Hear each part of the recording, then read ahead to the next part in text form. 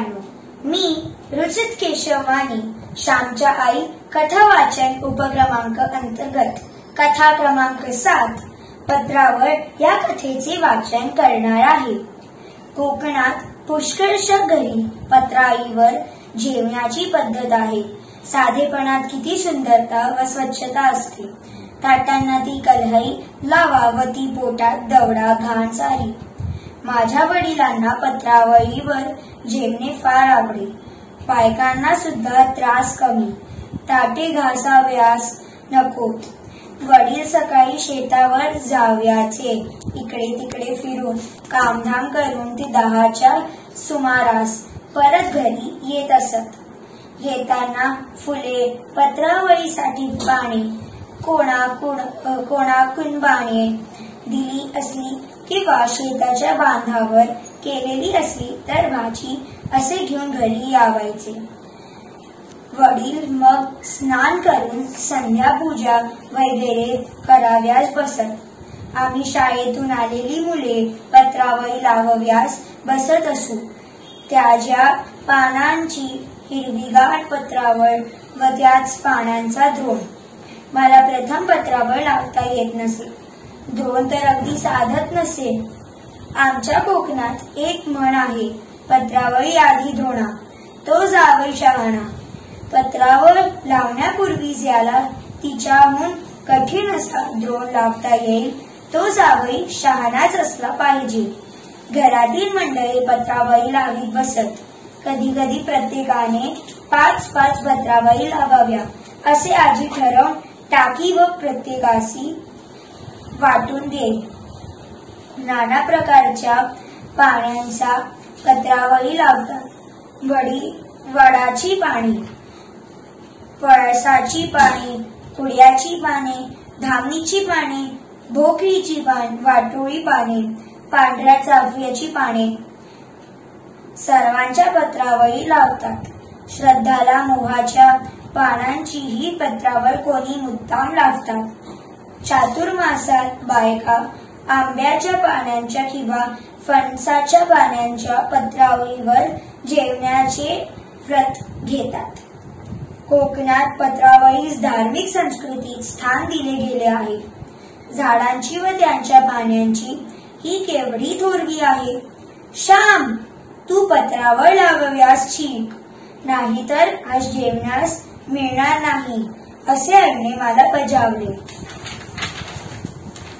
मला लावायला येत नाही, मी काही लावणार नाही, मीही रागानेच म्हटले।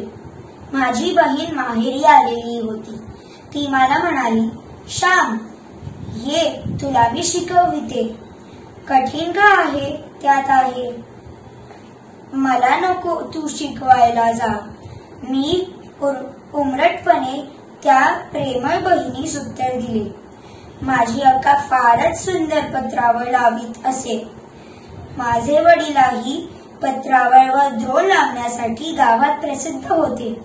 आमच्या गावात रामभट्टजी म्हणून एक होते, त्यांची तर आख्यायिकाच झाली होती। जे पान हातास लागले ते घेऊन रामभट्टजी टोचीत जावायचे। चांगलेच पान पाहिजे, हे येथे नीट बसणार नाही वगैरे विचार त्यांच्या मनात येत नसत। कसेही पान असो, रामभट्टजींना पत्रावळी त्याला स्थान आहेच। कोणाकडे लग्नमुंज असली, प्रयोजन वगैरे असले की गावातील मंडळी त्यांच्याकडे जमावायची व पत्रावळी लावती बसवायची। गप्पा गोष्टी करीत सहकार्याने कामे करावयाचे। अलीकडे ही पद्धत जात चालली आहे। अशी ही पत्रावळीची परंपरा मला शिकणे भाग पडले, परंतु मी पडलो हट्टी। मी काही त्या दिवशी पत्रावळ लावले नाही। मी पत्रावळ लावली नाही व आईने माझे पान मांडले नाही। ज्याने त्याने आपापली पत्रावळ घेऊन बसावे असे ठरले होते। माझी पत्रावळ नाही, सारी जने हसू लागली। माझ्यासाठी माझी अक्का रदबदिली करू लागली। उद्या लावशील ना श्याम पत्रावळ, उद्या शिक हो माझ्याजवळ. आई उद्या तू लावील हो. वाढ त्याला असे अक्का म्हणू लागली. परंतु आम्ही एरंडासारखे फुगलो होतो. मी नाहीच लावणार, जा. नको वाढू मला जेवायला, माझे अडले आहे खैटर, मी तसा उपाशी राहीन असे रागाने म्हणत मी ओसरीवर गेलो. पोटात तर भूक लागली होती. कोणी आणखी समजूत घालावयाला येते का याची वाट मी पाहत होतो. शेवटी माझी थोर निर्भिमानी अक्का तीच पुन्हा माझ्या जवळ आली. ती म्हणाली, श्याम चल रे जेवाव्यास. मी उद्या सासरी गेले म्हणजे थोडीच येणार आहे समज वावयास. उठ चल, लहानसे ठिकोळे लाव व त्यावर बस जेवाव्यास. 3 पानांच्या लहान पत्रावळीस ठिकोळे म्हणतात. 4 पानांच्या पत्रावळीस चौफुळे म्हणतात. पळसाचे मोठे पान असेल तर एकाच पानावर आम्ही मुले जेवत असू. एकच पान पुढे होत असे. वाटोळी मी पत्रावळ तिला घरेदार पत्रावळ म्हणतात. माझ्या वडिलांना लहान पत्रावळ आवडत नसे. चांगली मोठी गोलदार आवडत असे. रानात भरपूर पाने असतात, त्यात कातकसर कशाला. विस्तीर्ण पात्र भोजना, जेवाव्यास मोठे पान घ्यावे असे ते म्हणतात.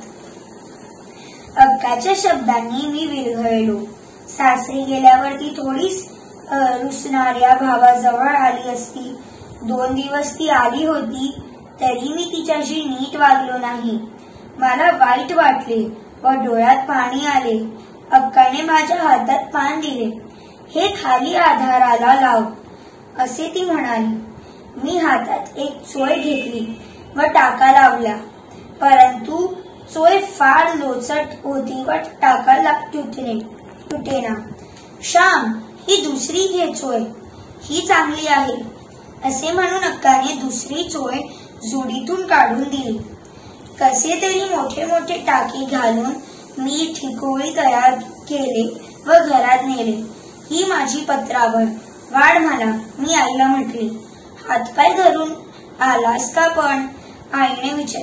हो, केव्हाच हातपाय धुतले. मी काही घाणेरडा नाही.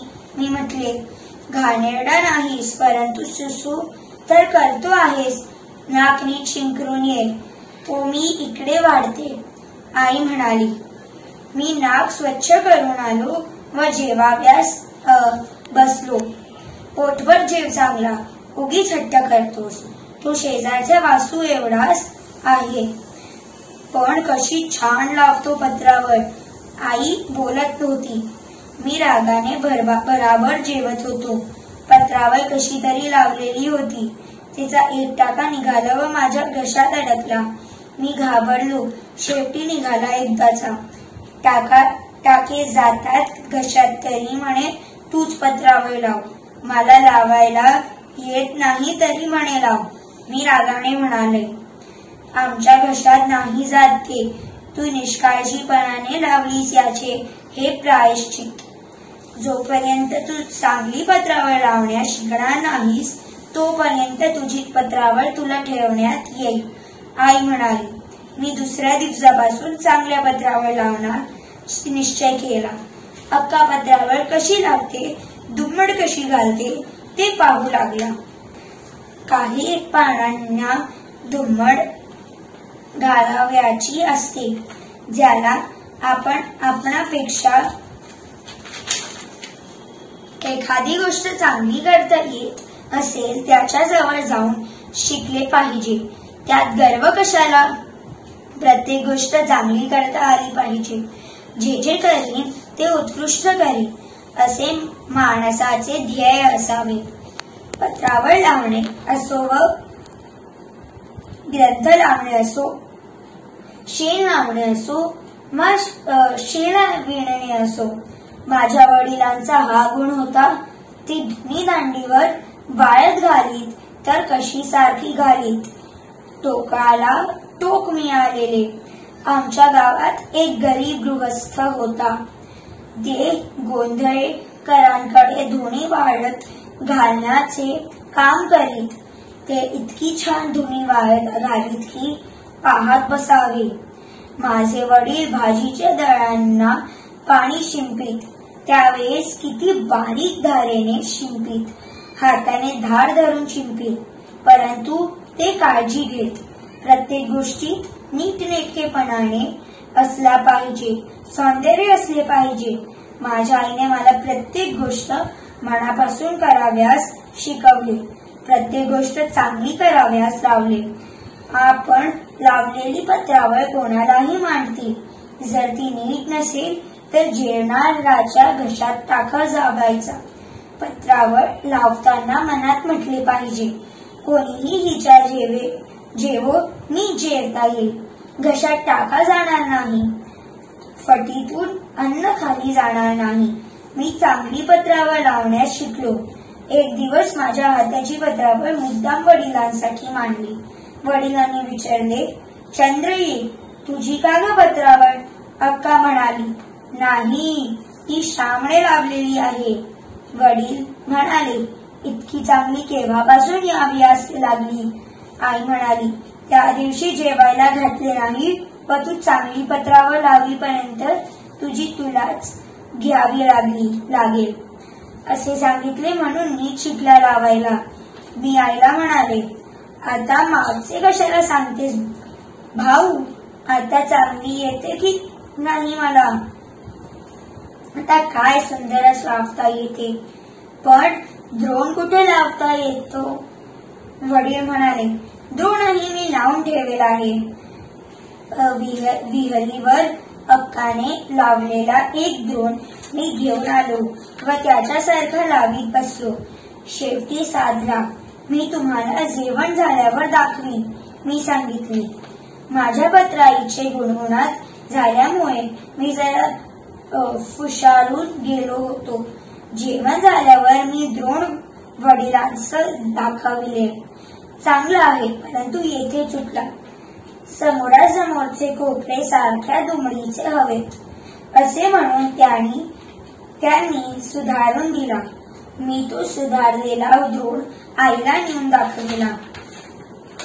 आता कोण रागे भरले? उगीच हट्ट करतो व मला हे येणार नाही ते येणार नाही म्हणतो.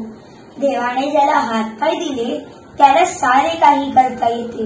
मनात मात्र हवे, चंद्र ये, याला एक जर्दाळू दे, शिकल्याबद्दल खाऊ. आईने सांगितल्याप्रमाणे अक्काने पडताळ्यातून एक जर्दाळू मला दिला. तो किती गोड लागला. समुद्र मंथनानंतर देवांना अमृतही तितके गोड लागले नसेल. गोडी वस्तूत नसून वस्तूसाठी केलेल्या श्रमात हे कर्मातच आनंद आहे.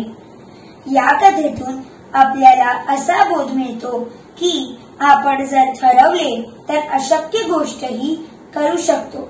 धन्यवाद.